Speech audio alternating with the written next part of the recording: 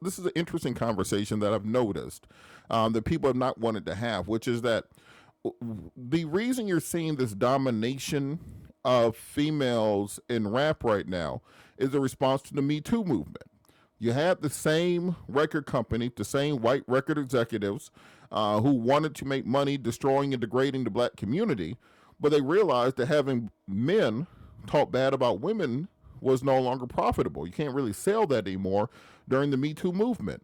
They started having this crackdown on misogynistic lyrics. You can't have Snoop Dogg walking women on a leash at the award show anymore. You can't be talking about pimping and abusing women and those sorts of things.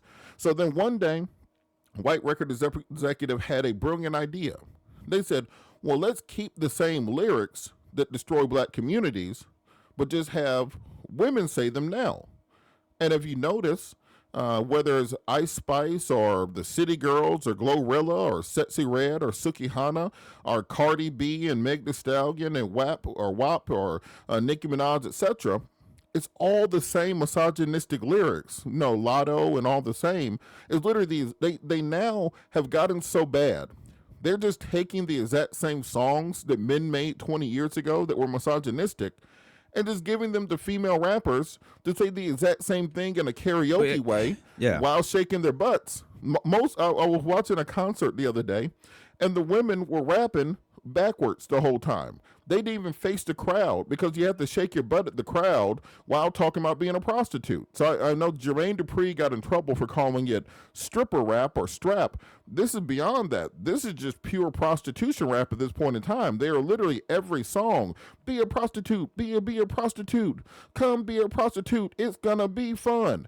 And they realize that you can't have Too Short say that anymore. You can't have Ludacris and T.I. say that anymore.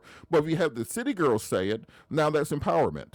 Well, okay. So here's the thing, because obviously there's a paradigm shift in hip hop, right? And I can compare this argument to the N word. Once upon a time, the N word was very, very offensive, especially towards African Americans. And now it's like, and it's comparable to the discussion that we having right now. It's their way, they meaning black people, it's their way of taking that power back. They want the power back from the oppressors that have used that word towards slaves and people in the Jim Crow era. So it's the similar analogy to what we see in music videos with black women. Is their way of term of endearment. Like, okay, we have had a history in hip hop of rappers showcasing women. We've seen Sir Mix-a-Lot do a song called I Like Big Butts and I Cannot Lie, and hip hop videos of women in bikinis, and all you saw was sexual objects and things of that sort. So now it's the female rappers bringing that power back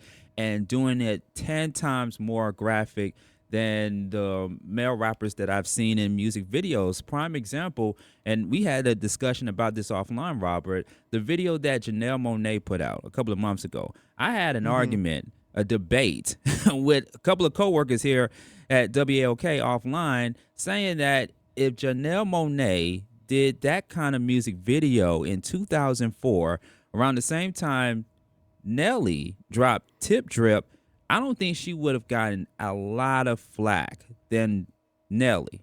And they argued against me, saying that no, because it was a different time, but still, she would have gotten no flack. Why? Because she's a woman. And that's just the opinion of Sean Garvey.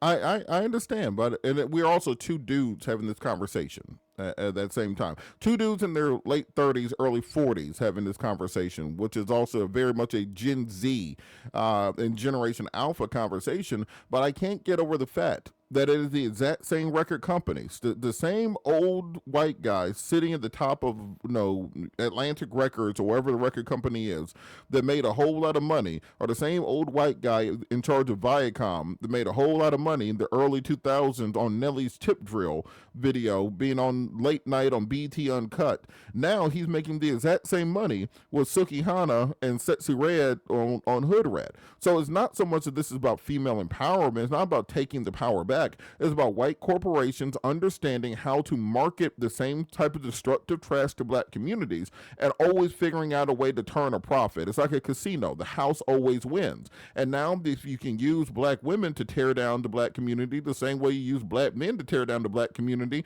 as long as you have the same net result of a destroyed black community, then their pockets are still going to be lined. I would agree and I with think you. that until we stand up against that, we're going to have the same situation. I'll give you the last word on I it. would agree with you. However, these female rappers are choosing to do this. And now than ever before, you have independent labels. You can create your own independent label, make more money than what the record labels are offering these rappers today. And if you're under an independent label, if you create your own independent label, you don't have to go out here and rap about your vagina. You don't have to go out here and rap about sex. It's like these women rappers, these female rappers are choosing nowadays, when you have the internet, when you have social media, to do the complete opposite. You don't have to be forced or suckered into a label to be exploited. Now, and I do have this question. We'll talk about something outside of the break. Sure.